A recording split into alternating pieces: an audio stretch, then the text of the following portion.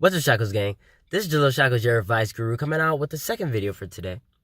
And I post YouTube videos Monday through Thursday, so be sure to leave a like, share, subscribe, comment in the section below, subscribe, and hit the notification bell so that you receive my uploads. And today's video is, how do you know when you're getting good advice? See, naturally, we're inquisitive as human beings.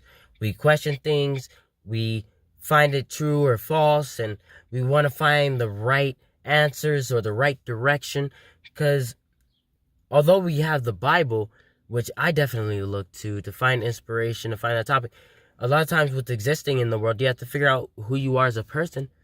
And what better way to do that than by hitting up an advice guru such as myself or any other YouTubers that you follow. So how do you know you're getting good advice? For one, they tell you the truth and not what you technically want to hear.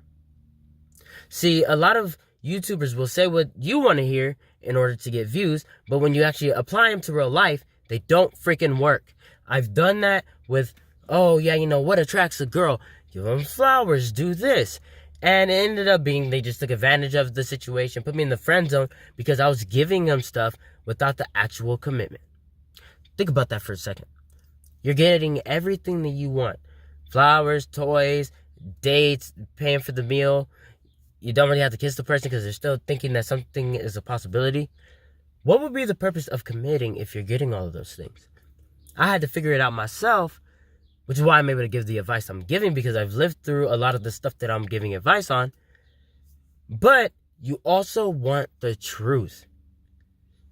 Like, girls are not necessarily looking for the guy that's giving them all this extra attention. They're looking for the guy that's like, oh, he's not giving me attention. Why is he not giving me attention? Let me go ahead and go the extra mile because this person's going to notice me. And by asking the other people around, I know this person's not truly a player, but what is his deal? I want to know. And then she'll figure out from there. Number two, how do you know you're getting good advice? When the person can actually sit with you and talk with you and give you an unbiased opinion. In the way that they could bring up some of their past situations, but not in the way where it's like, oh, this is what happened to me, so it's going to happen to you. We're two totally different people. And that's something that you have to understand. Some of the things may apply to you, but a lot of the times it may not. So you have to be mindful and be aware of the information being given to you. Just because something happened to one person doesn't mean it'll happen to you. Number third thing, how do you know you're getting really good advice? Is the fact that they're being themselves with you. They're not putting on this persona like religion has taken on pastors and being like, hey, I'm a hiatus, I'm perfect, but you have to work to get to my level. And if you're not at my level, then hey, you're a bad person. Like, no. When I give advice, I literally take it from face value. You're a new person to me, I'm a new person to you. Just like I gave advice to a beautiful girl named Jara, we were talking for a bit about her situation. And she was actually surprised. And I was like, why are you surprised? And she just said, I was just being myself, being real, not being judgmental. And that's number 4. They're not judging you based off of what you did. Like, they give you advice to better your situation. Not necessarily to say, hey, you're this and you're that. Like, you're a player. That's why you can't have a stable relationship. It's like, why are you accusing me? How do you know who I am? You know nothing about me. You don't know me from Jump Street.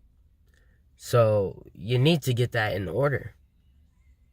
You need to talk to somebody that's not necessarily going to judge you for your situation. Now, granted, people will judge you regardless.